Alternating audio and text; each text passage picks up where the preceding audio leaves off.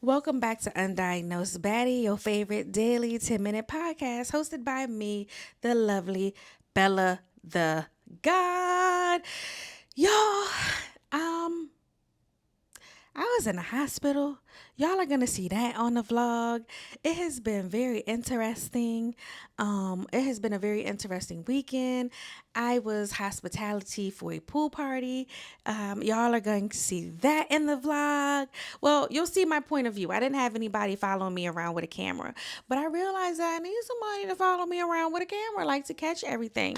But yeah, let's go ahead and get into today's topic because this one is kind of okay, so friendship red flags, people tend to realize, I'm sorry, friendship red flags, people tend to rationalize for way too long. Okay. Um, Boom. So you have someone that only shows up when they need something, right? They are quiet during your good times and reappear during crisis, which is theirs. And it's like they want your energy of everything being okay because they know you're zen. They know you can think it out. They know that you know how to work under pressure. And it's just like, where were you when I needed you on a good day to celebrate with me? Where were you when I also needed you on a bad day to help me think things through? And sometimes we don't realize that those friends are not our friends and that they're associates. I had someone that called me, when they had some rough shit going on in their lives, and it was just like, yeah, because this is going on, this is going on, this is going on. And I was like, okay, like, you know I'm not okay. So after like the third time, I wasn't answering, because it wasn't ever anything good.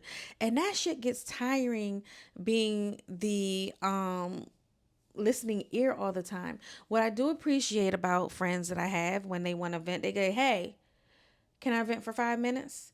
And then I have some that say, hey, can I vent for 5 minutes? And with this, I just want you to listen, and or can we talk about it afterwards? And I love that relationship. I'm sorry, I love that we have that in our relationships. It wasn't always like this. It took time to get here. It took time. It took them going to therapy, me going to therapy, not about each other, to realize, oh, I really don't. I need to make sure my friend is in a good place to take this, because it's weighted, right? Those are the friends that you love. Make sure that your friends are definitely asking you, is it okay for me to vent? And then also, as the ventee, right? Someone that's venting to you, ask them, am I listening, or am I listening to respond, or am I listening? And that plays a huge key in that, right? Um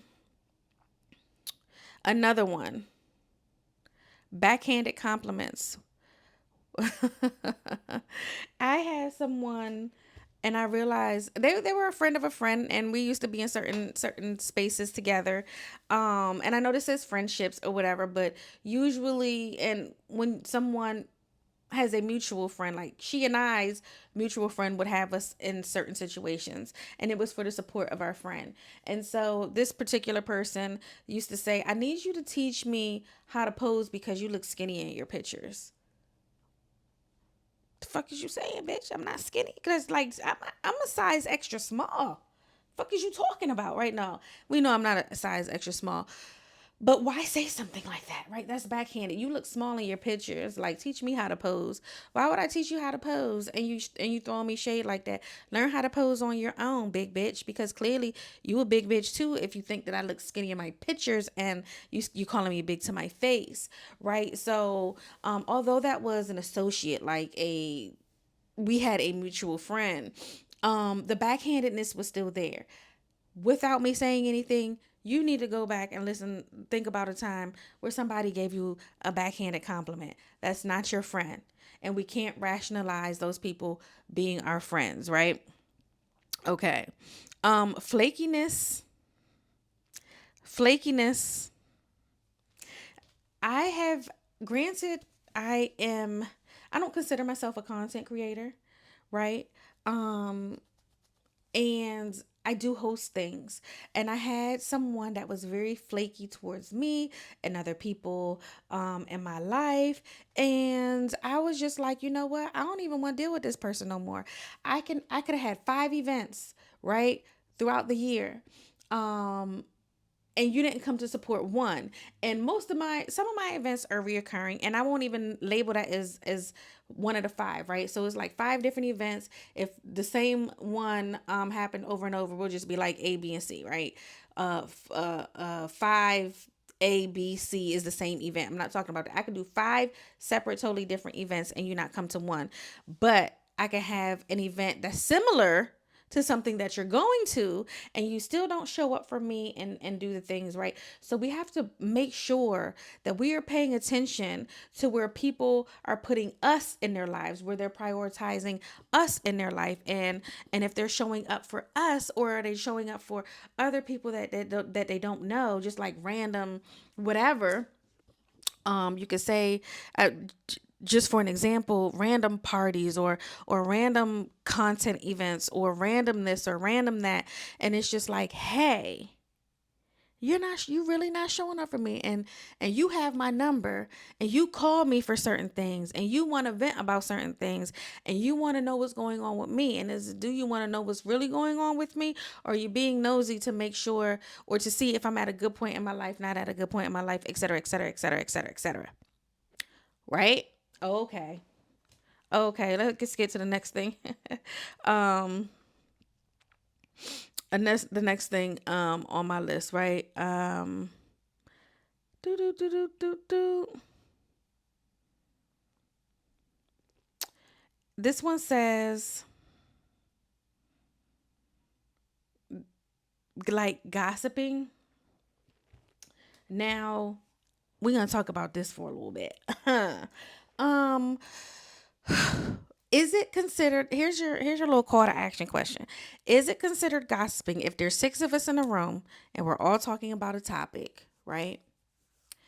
And somebody says, let's just say, hey guys, I want to let y'all know that I have a drinking problem and I drink more than socially.